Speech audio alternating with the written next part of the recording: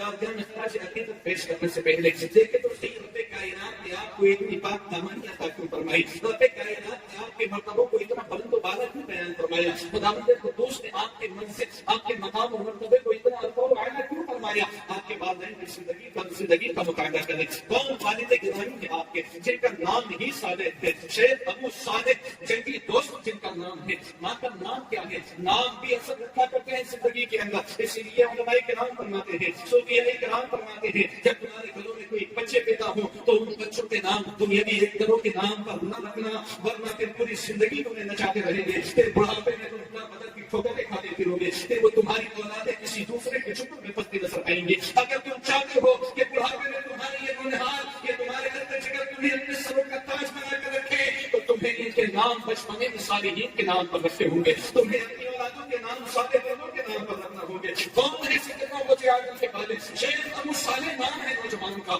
کون ہے صالح نوجوان کے؟ اس کی زندگی کیسے زندگی ہے؟ کس طریقے کی زندگی ہے شیخ ابو صالح کی؟ جوانی کے عالم میں، کڑیت جوانی میں آج کل نوجوان تو دنیاوی رنگ و روپ کی طرف، نکھار کی طرف اپنے آپ کو راغب کر رہا ہے، لیکن یاد رکھے پیارے نوجوان جس کی محبت دل میں رکھا کرتا ہے اسی کی طرف قدم بڑھایا کرتا ہے۔ عشق و محبت کے امام شیخ سرکار اعلیٰ حضرت قاصد بریلوی فرماتے ہیں، انہیں جانا، انہیں مانا، ایسے کام للہ الحمد میں دنیا سے مسلمان گیا۔ اگر چاہتے ہو کہ تمہیں زمانہ کہے کہ وہ مسلمان دنیا سے چلا گیا، چاہتے ہو کہ زمانے والے نہیں بلکہ عرش کے فرشتے تمہیں کہیں کہ یہ مومن صالح آیا ہے، یہ مومن بندہ آیا ہے خداوند قدوس کا، تو تمہیں زندگی ایسی گزارنا ہوگی۔ دنیا میں کسی سے کام نہ رکھو، اگر کام رکھنا ہے تو مدینے کے تاجدار سے سب کچھ رکھو، مدینے کے تاجدار سے گول لگا کر رکھو، مدینے کے تاجدار کی زندگی کے مطابق ان کی سیرت کو اپنی زندگی میں اپنا کر اپنی زندگی میں مصطفیٰ کی زندگی کو آئیڈیل بنانے کی کوشش کرو۔ اس نوجوان نے کسی دنیا دار کی زندگی کو اپنی زندگی میں آئیڈیل نہیں بنایا،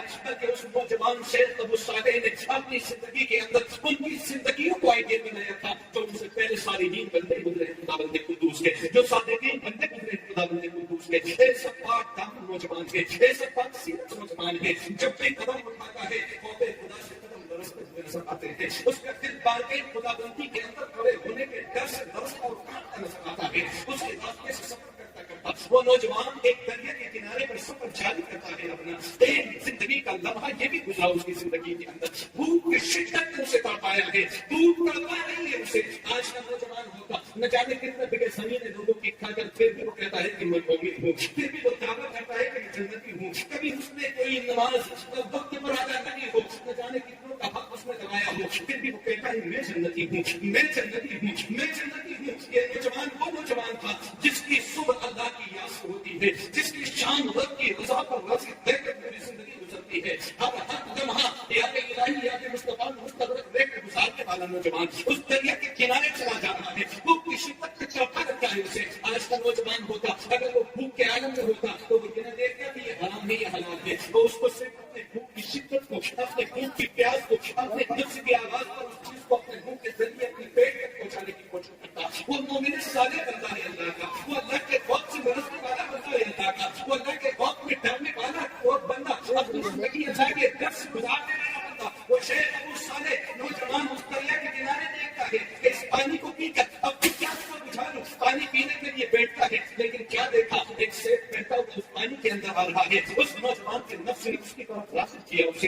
اس نوجوان نے اس سیب کی طرف آگ بڑھایا تھا، وہ سیب اٹھایا اس نوجوان نے، اطمینان کے ساتھ سیب کو کھا لیا، وہ سیب کھایا، اس نوجوان کے پیٹ کے اندر اس بھوک کی شدت کچھ کم ہوئی، اس کے نفس نے پکارا، اس کے دل نے کہا نوجوان یہ سیب کس کا تھا، کہاں سے آیا تھا، تو نے بغیر اس کی اجازت کے، بغیر کسی مالک کے پتہ کیے تو نے اسے کھا لیا ہے۔ جب تیرا مالک حقیقی کل تجھ سے اس کے بارے میں پوچھے گا تو کیا جواب دے گا تو؟ اس کی بارگاہ میں کھڑے ہو کر کیا جواب دے گا تو؟ اس کی بارگاہ میں کھڑے ہونے کے تیرے اندر طاقت ہے، اس کی بارگاہ میں کھڑے ہو کر جواب دینے کی تیرے اندر جسارت ہے۔ وہ خداوند قدوس جو کل قیامت کے دن کے بارے میں فرماتا ہے مالک یوم الدین، میں روز جزا کا مالک ہوں۔ اس دن سب کا حساب دیا جائے گا، اس دن خداوند قدوس ہر ایک کے سب کا حساب کرے گا۔ کیسے حساب کیا جائے گا اس سے؟ آؤ ایک نیک صالح بزرگ کی زندگی سے دیکھیں جس کا نام بایزید بستانی رحمۃ اللہ تعالیٰ علیہ ہے۔ وہ بایزید بستانی جس کے بارے میں علماء کرام فرماتے ہیں بایزید بستانی کا اولیاء کرام کی جماعت میں وہ مقام ہے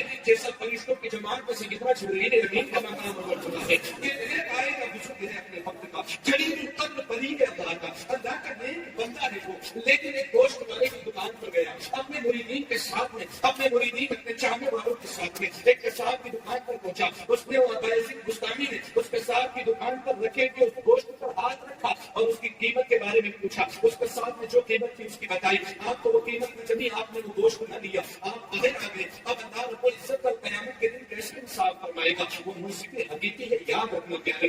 سالم دنیا میں کتنے ہی انصاف کے دروازے بند کیوں نہ کر دے, لیکن وہ خدا بندے قدوس جس دن انصاف کرنے پر آئے گا اس دن وہ فلسطین کی سرزمین پر اسلام کا پرچم لہراتا نظر آئے گا. پھر چاہے ظالم کتنا کیوں نہ عروج پر چلا جائے, جب وہ انصاف کرنے پر آئے گا تو وہ ان ظالموں کو مٹی میں ملا ڈالے گا.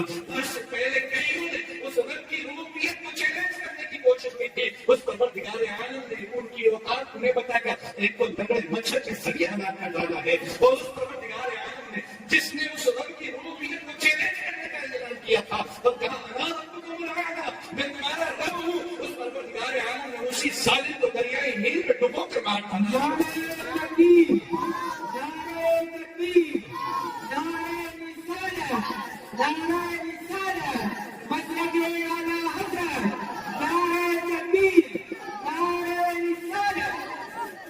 وہ مرشد حقیقی ہے, یاد رکھنا.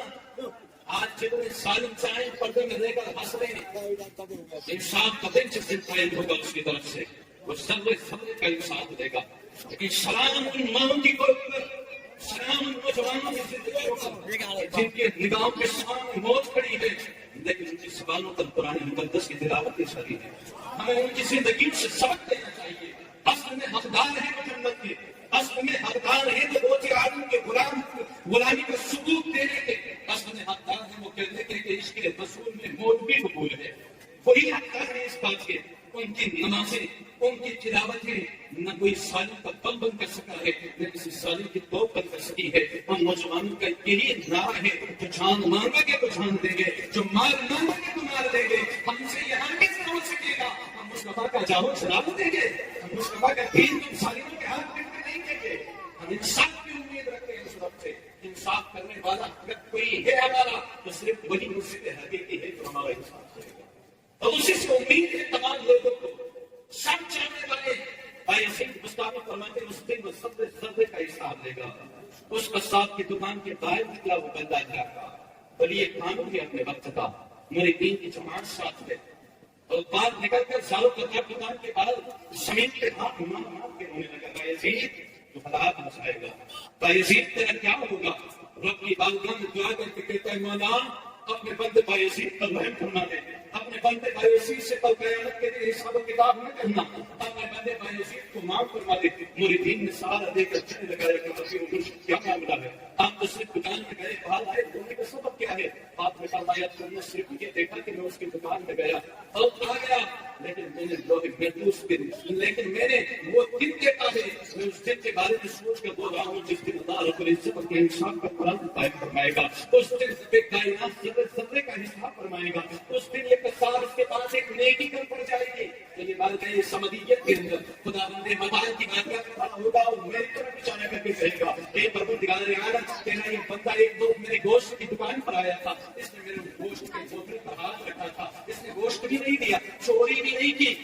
فرماتے ہیں یہ اس دن اس چیز کا حساب مانگے گا. میں نے جو اس کے گوشت پر ہاتھ رکھا تھا اور اس کو خون میرے ہاتھ پر لگ کر ساتھ چلا گیا تھا, یہ کل قیامت کے دن رب کی بارگاہ میں کھڑا ہو کر کہے گا پروردگار عالم جتنا خون اس بائزید کے ہاتھ پر لگ کر اس دن گیا تھا, مجھے اس دن میرے دھندے میں اس میں نقصان ہو گیا تھا, آج میں اس کا حساب چاہتا ہوں. تو ایسے ہندوستان میں فرماتے ہیں اس دن میرا رب اس کا بھی انصاف فرمائے گا. میں اس دن سے ڈرتا ہوں. وہ مومن صالح اس دریا کے کنارے بیٹھ کر اسی اللہ کے دل کو یاد کر کے اور اس سمندر کے اندر کھڑے ہونے سے ڈر کر اپنے دل کی طرف متوجہ ہوتا ہے اور کہتا ہے تم نے اپنی نفس پرستی کے اندر اپنی بھوک کو مٹانے کے لیے اس دریا میں بہ کر آنے والے اس انجام سے سیب کو اٹھایا اور کھا لیا. کل قیامت کے دن رب کی بارگاہ میں کیا جواب دے گا؟ واپس پلٹا وہ نوجوان, ایک سیب ہی تو کھانا. آج کا نوجوان تو جانے کے کھانے بغیر کسی کی اجازت کے کھا جایا کرتا ہے, زمینوں پر قبضے کر لیا کرتا ہے, ماں باپ کو گھر سے ان کی جائیداد سے بے دخل کرنے کے لیے وہ کہتا ہے. لیکن یاد رکھو نوجوانوں, وہ ماں باپ کامیاب ماں باپ نہیں ہے جو اپنی اولاد ان سے کہنے کے والدین اب آپ بوڑھے ہو گئے, آپ دوسری جگہ لگے. اللہ رب العزت نے تمہیں اپنی اولاد پر حاکم بنایا ہے اور حاکم ہمیشہ حکومت کرتا ہے, جب تک وہ کہتا ہے تب تک حکومت کرتا ہے. تو تو گھر پرانا گھر ہے. اگر پرورش تم نے کرنا ہے ایسی تو پرورش کسی دنیا دار کی حیثیت کو زندگی میں راہ اپنا کر اس کی زندگی پر نہ چلانا. مگر اگر اپنی زندگی کے اندر دیکھنا ہے کہ تمہاری اولادیں تمہیں اپنے ساتھ پر بیٹھا کر رکھے تو تمہیں اپنی اولادوں کو سیرت فوز کا مطالعہ کرانا ہوگا. تمہیں اپنی اولادوں کو غوث اعظم کے والدین کی زندگی کو پڑھانا ہوگا. تمہیں اپنی اولادوں کو غریب نواز کی زندگی سے ہمکنار کرنا ہوگا. تمہیں اپنے بچوں کو دین مکین کی تعلیم سے ہمکنار کرنا ہوگا. قرآن کی تعلیم دلانا ہوگی انہیں. تمہیں سیرت مصطفیٰ سکھانا ہوگی انہیں. وہ 99 سالے اپنے دل کی طرف متوجہ ہوا. انہوں نے اتنا بڑا